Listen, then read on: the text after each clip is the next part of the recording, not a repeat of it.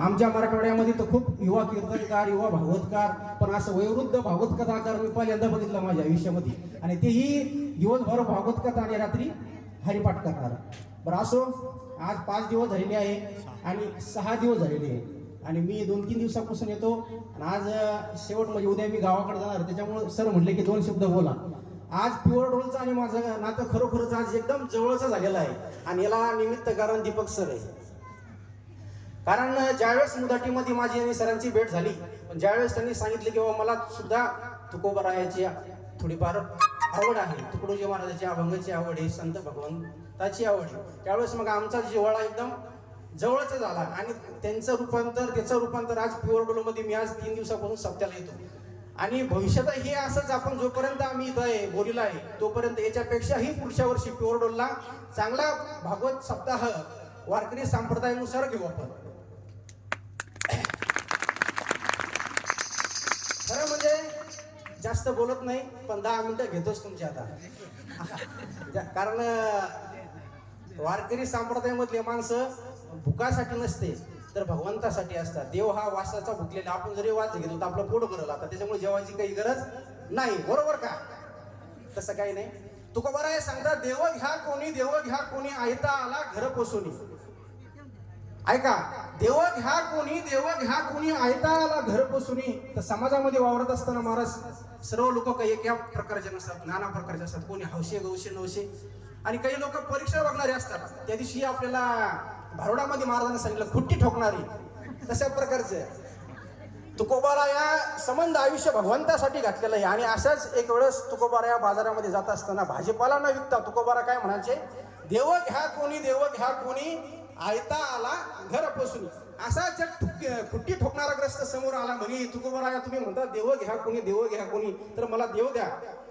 त्यावेळेस तुकोबारायाने सांगितलं म्हणे, तुला देव पाहिजे ना तर 1 ग्लास भर दूध आणि त्या दुधामधून मला तूप काढून दाखव. त्यावेळेस तुकोबाराया म्हणला, अरे बाबा तुझ्या तुपासाठी साधा कसरत करावं लागत नाही, साधी कसरत करावं लागत नाही. या तुपासाठी खूप मेहनत घ्यावं लागते. आधी त्या दुधाचं इर्जन करावं लागतं, त्या साईमधून दही करावं लागतं, दह्याच्या नंतर लोणी आणि त्याचं ताक, नंतर त्याचं मंथन केल्याच्या नंतर कढवल्याच्या नंतर काय भेटतं, तूप भेटतं. मग तुकोबाराया म्हणतात, तुझ्या तुपासाठी एवढे कष्ट घ्यावं लागतात. माझा भगवंत का बाजारचा भाजीपाला आहे का रे बाबा? देवा हा बाजारचा भाजीपाला नाही रे, त्यासाठी कष्ट करावं लागतात. आज तुमच्या आयुष्यामध्ये सुद्धा महाराजाच्या स्वरूपामध्ये आज भगवंताचा खरोखरच एक अवतार रूपी चमत्कार तुमच्यामध्ये झाल्यासारखाच आहे. कारण झाले 6 दिवसापासून भागवत कथा जे लोक ऐकतात त्यांचं काहीतरी पूर्वजन्मीचं भाग्य आणि आई वडिलांची काहीतरी पुण्याई असं म्हटलं जातात. आई वडिलांची पुण्याई दैव जाणिले कोणी. आई वडिलांची जर पुण्याई असेल तर साधू संतांचा चमत्कार आणि भगवंताचं नामस्मरण कधीही माणसाच्या मनातून जात नाही. तुकोबाराय सांगतात, देह जावो अथवा राहो पांडुरंगी दृढ भाव. एवढं काही आपण तुकोबाराय सारखं करू शकत नाही, कारण तुकोबाराय ते जगद्गुरु होते, आपण सर्वसामान्य.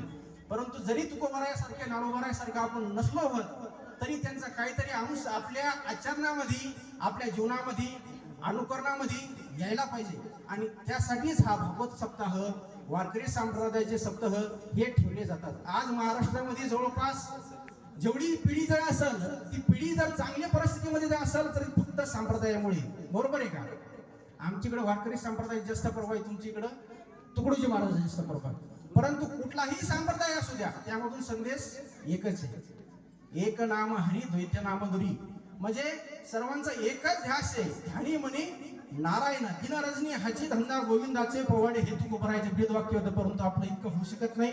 पण काही का स्वरूपात का होईना आज आपल्या आयुष्यामध्ये चांगल्या प्रसंगाने भागवत कथा ऐकली आणि खरोखर तुमचं आयुष्य चांगलं होणार. पण मी एक संदेश सांगतो, हे सप्ताह होत राहतील, जात राहतील, महाराज लोक येत राहतील, जात राहतील, परंतु या सप्ताहामधून आपण काही ना काहीतरी शिकायला पाहिजे.